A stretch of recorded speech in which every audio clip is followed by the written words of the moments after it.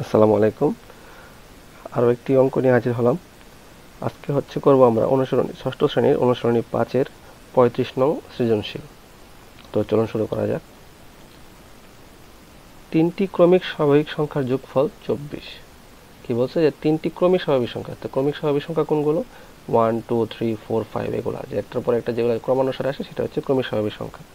তো বলছে কি তাদের যোগফল 24। আচ্ছা, তো প্রথম নম্বর প্রশ্ন হচ্ছে, সবচেয়ে ছোট সংখ্যাটি যদি x হয় তাহলে অপর সংখ্যা দুটি x এর মাধ্যমে লিখো।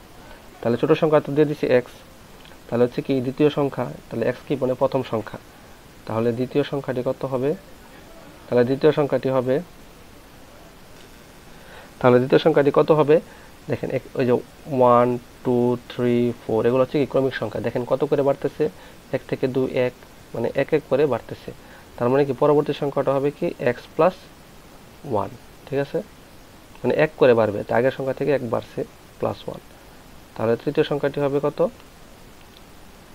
এই যে x প্লাস 1 তার থেকে আরও এক বেশি, মানে হচ্ছে x প্লাস 2। ঠিক আছে, এই যে এটা হচ্ছে কি দ্বিতীয় সংখ্যা থেকে আরও এক বাড়বে। এটা হচ্ছে প্রথম সংখ্যা থেকে এক বাড়ছি, তাহলে তৃতীয় সংখ্যাটা হবে কি দ্বিতীয় সংখ্যা থেকে আরও এক বাড়তি। ঠিক আছে, তাহলে 1 প্লাস 1 x ইকুয়াল টু 2। এটা হচ্ছে এই x এর মাধ্যমে লিখলাম পরবর্তী দুটি সংখ্যা। আচ্ছা, তাহলে এখন বলছে খ নম্বরে বলছে যে দেওয়া তথ্যের সাহায্যে সংখ্যা তিনটি নির্ণয় করো। দেওয়া তথ্যের সাহায্যে কি কি দেওয়া তথ্য আছে? যে তিনটি ক্রমিক স্বাভাবিক সংখ্যা, এবং ক নাম্বার হতে আমি কি পাইছি? তিনটি ক্রমিক স্বাভাবিক সংখ্যা আমি বানাইছি, যে প্রথম সংখ্যাটি হচ্ছে x, তারপরের সংখ্যাটি হচ্ছে x প্লাস 1, তারপরেরটা x প্লাস 2। বলছে তিনটি সংখ্যার যোগফল 24। তার মানে প্রশ্ন মতে তিনটি সংখ্যার যোগফল, তাহলে প্রথম সংখ্যাটি কি? এই যে x প্লাস দ্বিতীয় সংখ্যা কত? x প্লাস 1, তৃতীয় সংখ্যাটি কত? x প্লাস 2 ইকুয়াল টু কত? 24। তাহলে এখন সমীকরণ সমাধান করলেই হয়ে যাবে। তাহলে x x x, তিনটে x A 3x plus 2r1 3 equal to 24। তাহলে 3x equal to 24, A side আছে কি প্লাস 3, উপর সাইডে গেলে কি হবে? মাইনাস 3। 24 minus 3 equal to 21। তাহলে x ইকুয়াল টু 21/3, 3 7 21 7। তাহলে x ইকুয়াল টু কত? 7। তার মানে কি ছোট সংখ্যাটি কত? x এর মান, এই যে দেখেন ছোট সংখ্যাটি হচ্ছে x হলে তাহলে x প্লাস 7। তাহলে দ্বিতীয় সংখ্যাটি কত? দ্বিতীয় সংখ্যাটি কত ছিল? x plus 1। তাহলে x এর মান কত? 7 প্লাস 1 ইকুয়াল টু কত? 8। তাহলে তৃতীয় সংখ্যা ছিল x প্লাস 2। তাহলে x এর মান হচ্ছে 7 প্লাস 2 ইকুয়াল টু 9। তাহলে সংখ্যা তিনটি কত? 7 8 9। এই হচ্ছে সংখ্যা তিনটি।